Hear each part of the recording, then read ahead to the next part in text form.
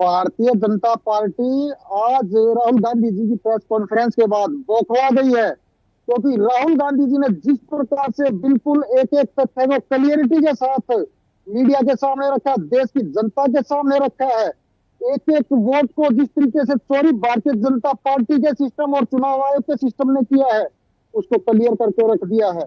आज इनका चेहरा, जो छुपा हुआ चेहरा था भारतीय जनता पार्टी और चुनाव आयोग का, राहुल गांधी जी ने उसको बेनकाब करने का काम किया है।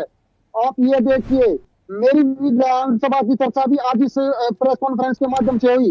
राय विधानसभा अभी थोड़ी देर पहले काफी सारे पत्रकार मेरे साथ आए थे, बूथों पर हम गए हैं जहां पर जो ये ब्राजीलियन मॉडल का फोटो लगाकर वोट चोरी करने का की कोशिश की गई थी, वहां पर जाकर दिखाया, उनको हमने दिखाया भी है। ये देखिए, ये बूथ नंबर 23 है, मथुरा गांव का बूथ है, ये बूथ नंबर 20 है। ये उन पर जो गड़बड़ हुई है, एक ही मॉडल की एक ही गांव में दो दो जगह फोटो लगाई गई। एक पिंकी नाम से थी और एक मुनेश नाम से लेडीज की, जिनकी जगह उनका फोटो लगा हुआ है। और ये अकेला नहीं, हरियाणा में 22 जगह उस ब्राजीलियन मॉडल की फोटो को यूज किया गया है। और राय विधानसभा में, अकेले राय विधानसभा में 10 जगह उस फोटो को प्रयोग किया गया। और इसी तरह से पूरे हरियाणा में कहीं 500 जगह किसी का फोटो यूज हुआ, कहीं कुछ हुआ। टोटल कुल मिलाकर 25 लाख वोटों की चोरी, 25 लाख वोटों के साथ हेराफेरी करने का काम भारतीय जनता पार्टी और चुनाव आयोग के गठजोड़ ने किया है। अभी आप राहुल गांधी जी ने बिल्कुल एक एक चीज को क्लियर किया।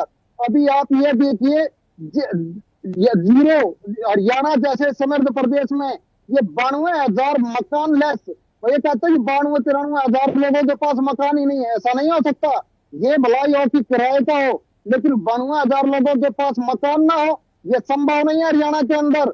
ये बिल्कुल भारतीय जनता पार्टी ने जनमत चोरी को चोर करने का काम किया है, लोकतंत्र को चोरी करने का काम किया है। इन लोगों ने बहुत ही बेशर्मी की जो हद होती है उससे भी पार जाते हुए, आप ये देखिए, एक एक बूथ के अंदर इतना बड़ा जालमेल किया। हम हरियाणा के अंदर मात्र 22,000 वोटों के अंतर से विधानसभा चुनाव आ रहे हैं। यदि और ये उन्होंने 25 लाख वोटों में हेर फेर की, मतलब हर 8वां वोट इन्होंने चोरी करने का काम किया, हर 8वें वोट के साथ छेड़खानी की।